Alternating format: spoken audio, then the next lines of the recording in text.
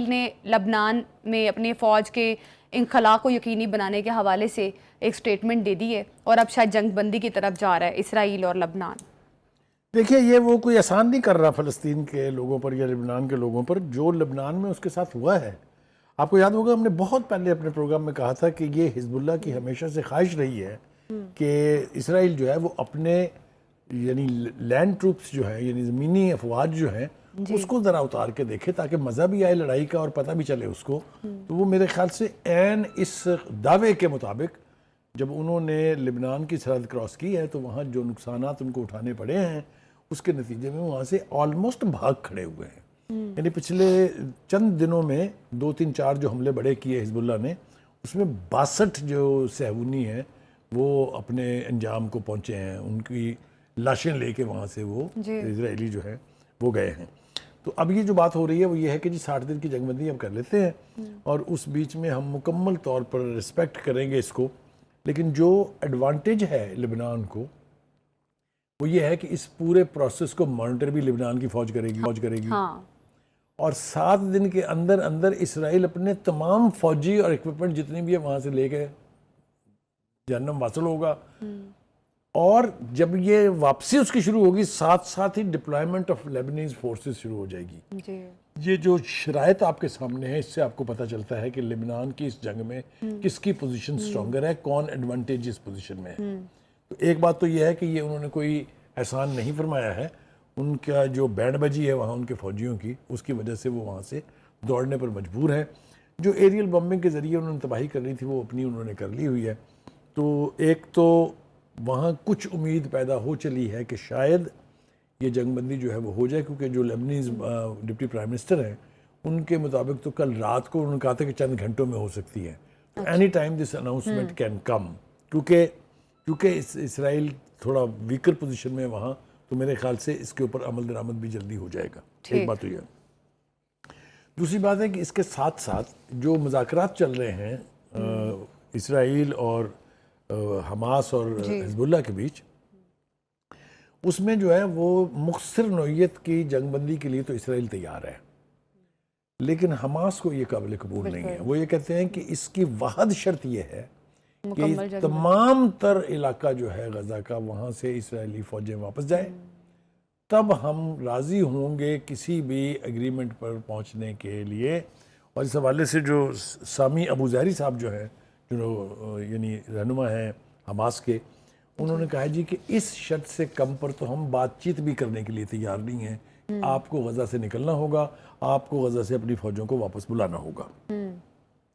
دوسری طرف سعودی عرب کے جو وزیر خارجہ ہیں ان کا بیان میرے خیال سے بہت اہمیت کا حامل ہے.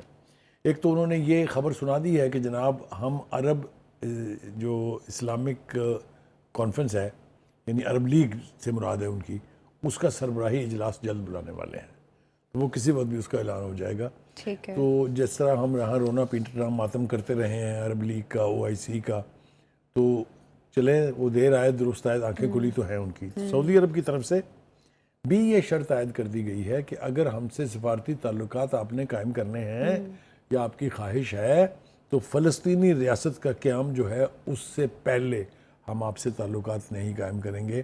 میں یہ اس لیے بار بار زور دے کے کہہ رہا ہوں کیونکہ یاد ہوگا کہ اس جنگ کے سے تھوڑا سا پہلے یوں لگتا تھا کہ کسی بھی اگلے گھنٹے میں سعودی عرب جو ہے وہ اس کو اسرائیل کو تسلیم کر لے گا اور سفارتی تعلقات.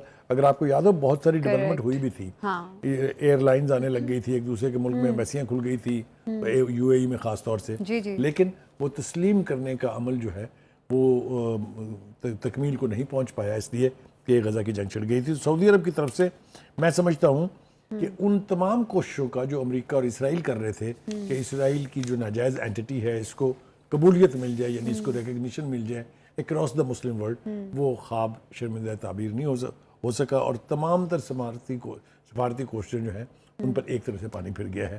اس کے بارے میں انگریزی محاورہ ہے everything is back to square one. ٹھیک ہو گیا جی. اچھا بخاری صاحب, اب ایک طرف تو سعودی عرب کا یہ سٹانس ہے, دوسری طرف ڈونلڈ ٹرمپ صاحب بھی کہہ رہے ہیں کہ مجھے ووٹ دیں میں امن لے کر آؤں گا. دیکھیے یہ میں اس کے اوپر آنے والا تھا. بڑی عجیب و غریب صورتحال ہے کہ جب الیکشن ہوتا ہے تو پھر ان کو ہمدردیاں بھی جاگ پڑتی ہیں. اصل میں یہ اپنے جو لیبنیز نژاد ووٹرز ہیں ان سے خطاب کر رہے تھے انہوں نے کہا کہ دیکھیں میں اگر الیکٹ ہو گیا تو میں آپ کی جو تباہی ہوئی ہے، جو آپ کے خلاف اسرائیلی ایکشنز کے نتیجے میں بربادی ہوئی ہے، میں اس سے اور ان مصاحب سے آپ کو نجات دلاؤں گا، جی لیکن اس کے لیے یہ ہے کہ آپ کو مجھے ووٹ کرنا پڑے گا. تو یہ میں سمجھتا ہوں کہ this could be an election stunt. Maximum یہ ہو سکتا ہے کیونکہ جو بھی یو ایس ایڈمنسٹریشن ہوتی ہے وہ محتاج ہے اسرائیل کے کا دفاع کرنے کے لیے. وہ مجبور ہے اسرائیل کے ہر غیر قانونی، غیر آئینی، غیر سفارتی، غیر قانون آئینی قسم کا جو بھی فیصلہ ہوتا ہے اس کی اونرشپ لیتی ہے اور ہمیشہ اسرائیل کے پیچھے کھڑی دکھائی دیتی ہے. وہ چاہے ڈونلڈ ہو، چاہے جو بائیڈن ہو، چاہے وہ کوئی بھی ہو، اوباما ہو، کوئی بھی ہو، وہ سارے جو ہیں وہ اسرائیل کے سرپرست بن جاتے ہیں الیکشن جیتنے کے بعد. تو ٹرمپ صاحب کا جو یہ دعویٰ ہے یہ کتنا سچا ہے، کس حد تک وہ اس کو نبھائیں گے، یہ ٹھیک. بخاری صاحب ایک طرف تو ہاں جی میں تھوڑی بات آگے، لیکن میرے لیے اس پوری صورتحال میں سب سے زیادہ تشویشناک خبر جو ہے وہ ہے CNN کی رپورٹ. جی بالکل یہی سوال میں آپ سے کرنے لگی تھی. ہاں کہ یہ دعویٰ کیا جا رہا ہے کہ ایران حملہ کر دے گا الیکشن سے قبل اسرائیل پر. دیکھیے گزارش یہ ہے کہ ایران کے اوپر حملہ تو اسرائیل نے کیا ہے اور اس کا جواباً غزل پیش کرنا بہت ضروری ہے. پہلے بھی جب حملہ کیا تھا، جب اسماعیل ہانیہ کی یعنی شہادت ہوئی تھی، تو بہت سے لوگوں نے پروپیگنڈا کیا تھا کہ نہیں اب تو یہ چپ کر کے بیٹھ گیا، اتنا عرصہ گزر گیا ہے، کوئی حملہ شملہ نہیں کرنا ہے ایران نے جوابی. لیکن آپ نے دیکھا کہ کتنا بھرپور قسم کا جواب دیا گیا تھا.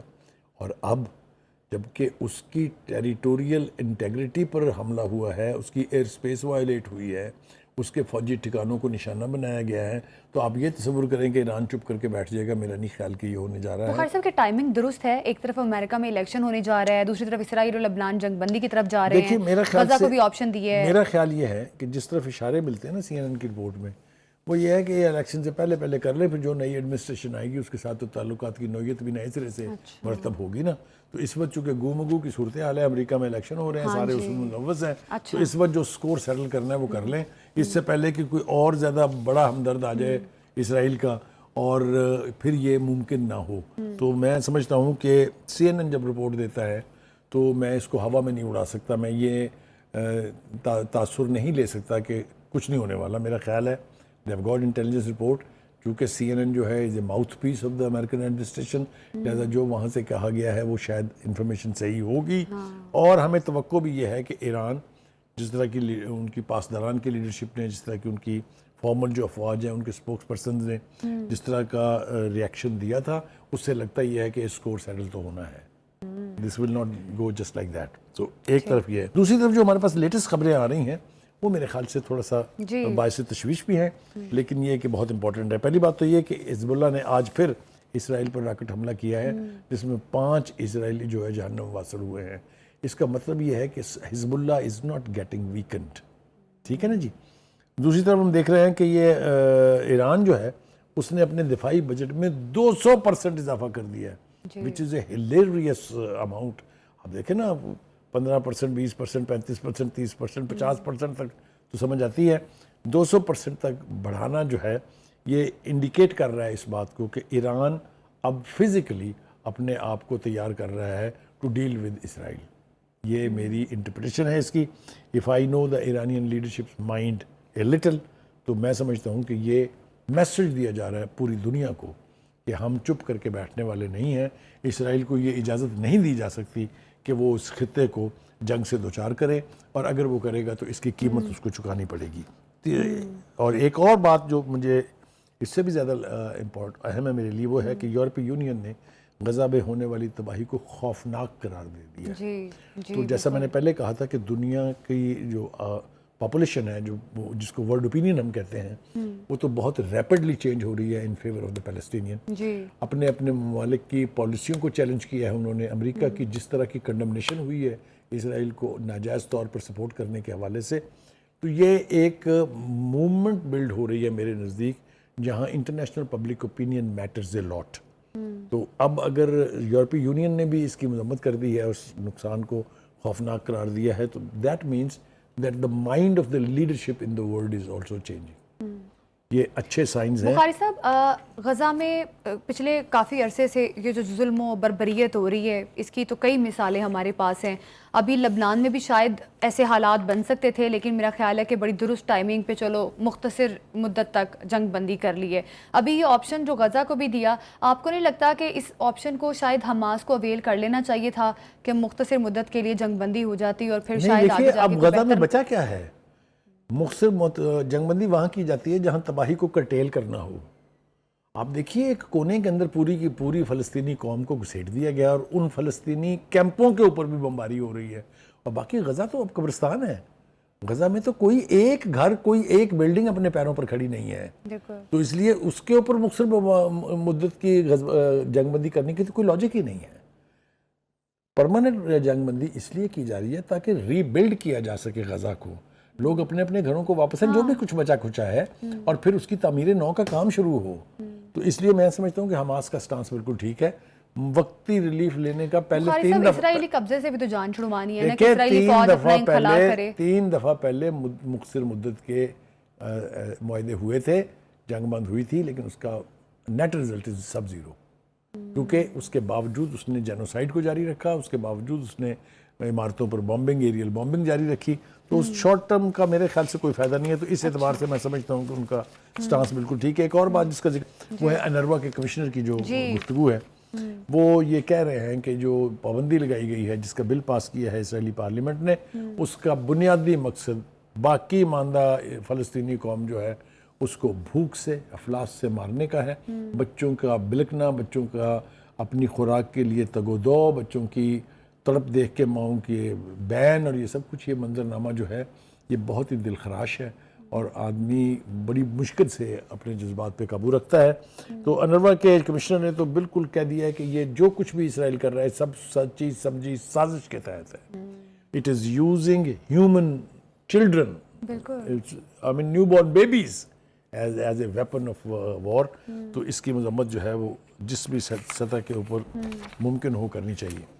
جی بخاری صاحب، بالکل آپ نے یہ درست بات کہی ہے. لبنان میں جنگ کے باعث 8,30,000 افراد بے گھر ہو گئے، لیکن فائنلی اسرائیل اور لبنان کے درمیان مختصر مدت کے لیے جنگ بندی جو ہے اس پر دونوں آمادہ ہو گئے ہیں.